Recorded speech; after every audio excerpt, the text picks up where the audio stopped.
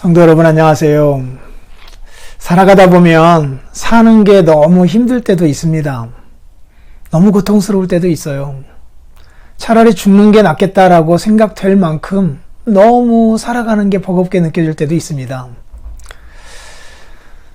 사는 게 아니고 지옥을 사는 것 같다라고 느껴질 때도 있어요. 정말 심각하게 건강을 잃을 때, 어떤 회복의 소망을 갖지 못하고 살아갈 때에, 그동안 소중히 여겼던 무엇인가를 잃었을 때에, 특히 그렇게 사랑하였던 사람을 잃었을 때에 이런 마음이 더 많이 듭니다.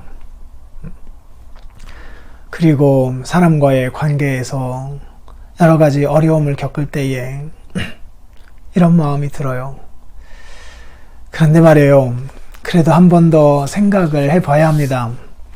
아무리 이 세상에서의 삶이 어렵고 힘들다 하더라도 그것이 지옥의 고통이 될 수는 없어요. 우리가 어제도 살펴보았던 것처럼 예수님께서 음부에 내려가셨다라고 하는 말씀을 통하여서 정말 지옥의 고통을 예수님이 친히 경험하셨다라고 요리문답이 가르쳐 주었잖아요. 지옥의 두려움, 고통, 그리고 말할 수 없는 두려움, 아픔, 고통, 이런 말들을 통하여서 예수님께서 정말 지옥 한복판에서 가장 고통스러운 어떤 것을 이 땅 위에서 경험하셨다라고 가르쳐 주었잖아요. 우리가 겪는 이 아픔, 두려움, 어려움, 고통, 이런 것들하고 비교할 수 없이 큰 고통을 예수님이 짊어지신 거래요. 왜 그렇습니까? 아무리 이 세상에서의 그 삶에서 겪는 아픔이나 고통이 크다 하더라도 지옥의 고통이 될 수는 없어요. 정말 하나님께 저주를 받아서 죄의 값을 그대로 치르면서 당하는 고통을 우리는 상상할 수가 없어요. 신자가 이 땅에서 죄 지었을 때에 하나님으로부터 매를 맞기도 하는데 그 매값하고 우리가 지은 죄값하고 혼동해서는 안 돼요. 죄값은 일호의 잡이 없는 하나님의 완전한 의에 입각한 그 심판이에요. 1년, 2년, 10년, 100년, 1000년, 만년 정도로 지불할 수 없는, 영원으로서만 지불 가능한, 아니 그것으로도 지불할 수 없는 그 큰 빚을 지고 사는 거예요. 죄값은 그것을 영원히 감당해야 하는 거예요. 그것도 영원토록 하나님의 진노 가운데 살아가야 된단 말이에요. 그걸 어떻게 감당하냐고요. 감당할 수 있는 인간이 없어요. 그런데 예수님께서 십자가에서, 그리고 죽으심으로, 무덤에 장사되심으로 이 일을 감당하신 거예요. 감당하신 거예요. 그래서 이제는 우리가 그 고통을 당하지 않을 수 있도록 예수님께서 은혜를 베풀어 주신 거예요.